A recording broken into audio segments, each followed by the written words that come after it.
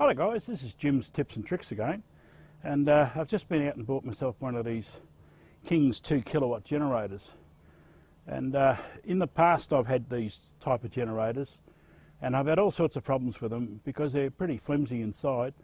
A lot of the cheaper import ones you buy on the web have got lousy hoses in them, and the hoses basically fall apart within a couple of months and you have to replace all the hoses. So okay, this is the King's 2 kilowatt generator, and just taking the covers off it to get to have a look inside.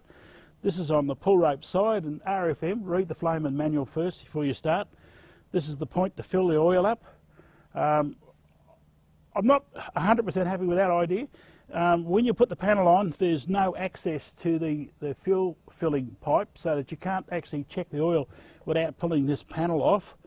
And the thing I can shitpick about the panel, and I mean shitpick, is that they use these black screws. Now, it might look very nice, yes, it looks nice and tight and everything else, but you guys that know me, I don't care what it looks like, I care how practical it is.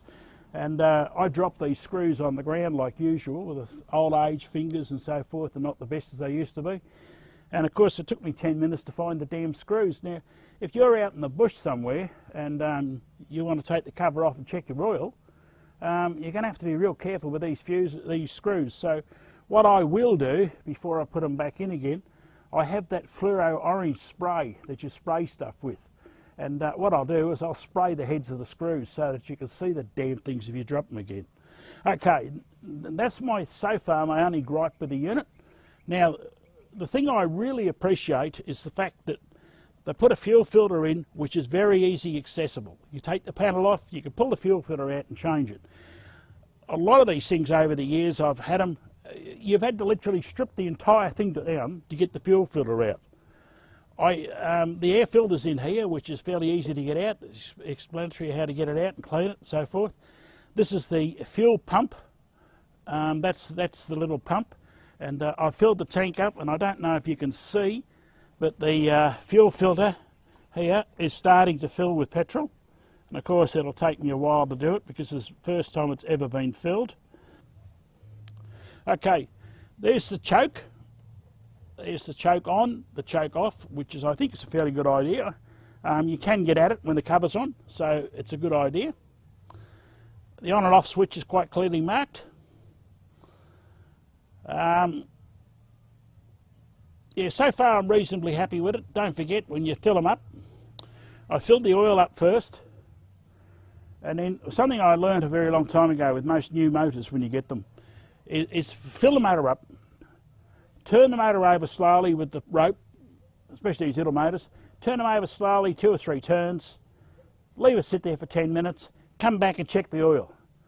Because some of these motors, once you turn it over 2 or 3 strokes, a bit of oil disappears into the capillaries and so forth in the engine, and you don't have a full tank when you start running it, which is not a good thing for longevity on the units. So, okay, as you can see, there's the fuel tap there.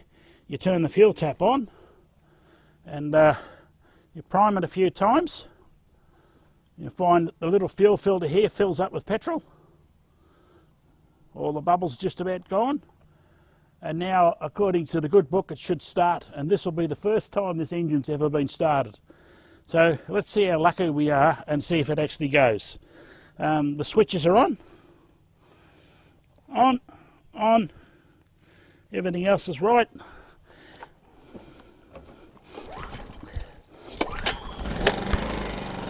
Well, there you go, guys. I mean, I don't know how much you reckon about that, but that's a brand new generator.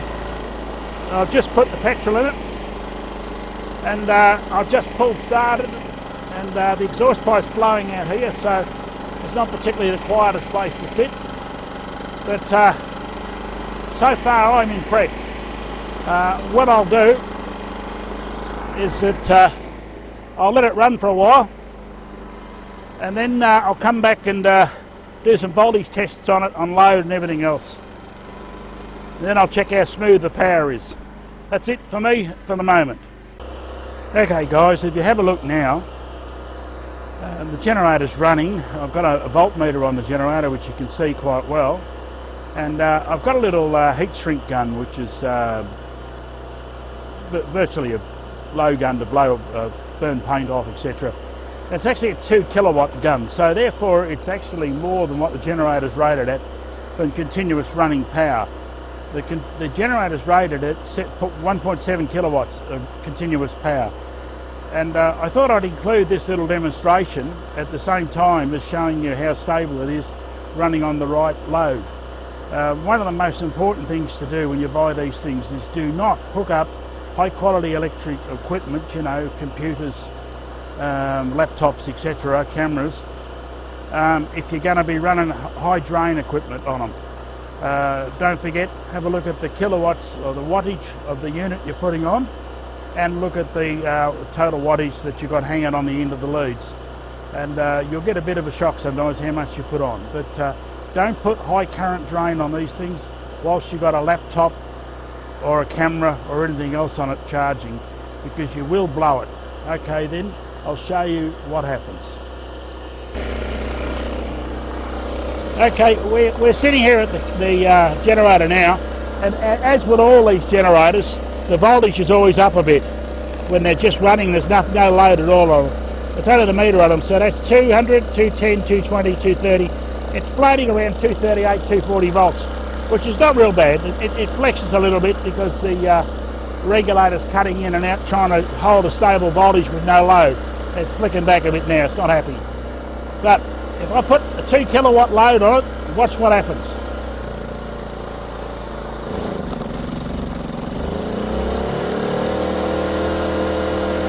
As you notice, it will carry the 2 kilowatts, but if you have a look at the voltage now, the voltage is extremely unstable. It's beginning to settle down. But trust me, with your electronic cameras and so forth, or even TVs, laptops, anything like that, you will have blown them. That would have destroyed them, that little voltage spike. But I'm going to test this thing for RF noise on the radio frequency noise for using it as a radio generator, and we'll see how we go with that. But that'll be at another time, that'll be an amateur section.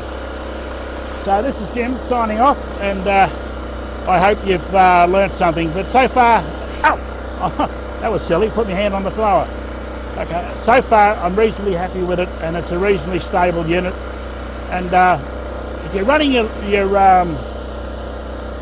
want to run a laptop or something else on it to charge up, and it's only low current drain, I would suggest you put a 60 watt light bulb on the unit as well, so that you've got a load on it which makes the regulator settle down.